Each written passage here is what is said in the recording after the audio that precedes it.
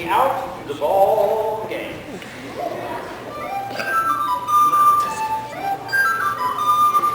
The Battle of Lake Erie. Lake Erie, that big lake they got up here, you know, well, there was a great battle fought there, and Oliver Hazard Perry led the American sailors in that battle. Tell us, first of all, on which of your many ships is this a model? This is my most famous ship, the Lawrence. And why did you name this ship the Lawrence? A captain's name was Captain Lawrence, and he unfortunately died against the British in the war, and he was very brave, so I named the ship after him. And as your friend, Captain Lawrence, lay on the deck of his ship, having been wounded by the British in the War of 1812, he knew he wasn't going to last long. But he said some famous last words to his men. What were Captain Lawrence's famous last words? His last words were, "Don't give up this ship." And what did you do with those famous last words? I took those words, I took some paint, and I painted them on a flag and rose them up on the Lawrence. And with that flag flying, and the American flag, you went into battle up in Lake Erie to fight the British Navy, the greatest Navy in the world.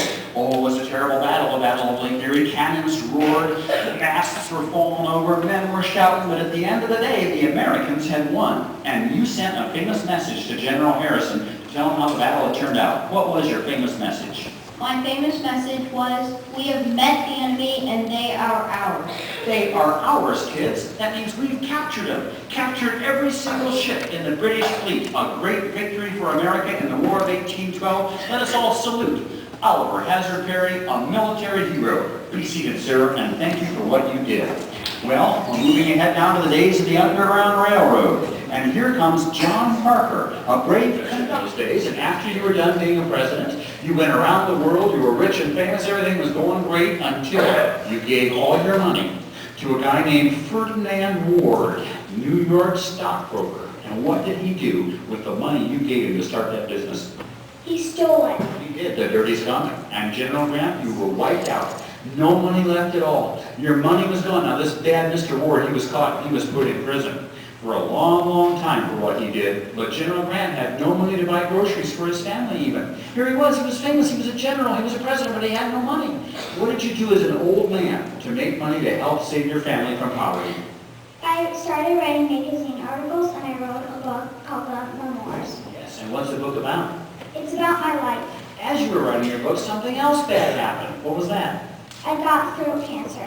Probably from smoking cigars all your life. You got throat cancer. You knew you were going to die soon. So you had one last battle, trying to finish your book before you died. Were you able to finish your book before you died? Yes. A hero in many ways. His book came out finally, and it was a bestseller, and General Grant saved his family from poverty. A president, a general, a writer. Ulysses S. Grant, the writer. Let's all salute General Grant as he takes his place amongst the heroes of Ohio.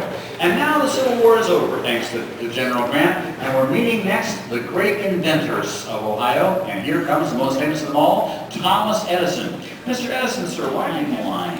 Going all the way from Johnny Appleseed in the pioneer days, up through the Underground Railroad, the Civil War, the inventions, up through modern times, World War II, up to the last four heroes who are still alive today. All of these heroes are heroes because they volunteered, nobody made them do it, to do something difficult and challenging to help other people. And that is what makes a hero.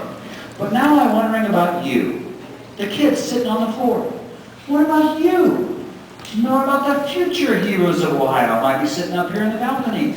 Sometime if you have a chance to volunteer, to do something hard, to help other people, and you do it, well then you will also be a hero. And because you're from our great state, you'll be what Rick Sowash calls a hero of Ohio. And that brings me back to my song. Push that button, Maestro, once again. We're going to sing that song for the kids, Heroes of Ohio. And away we go.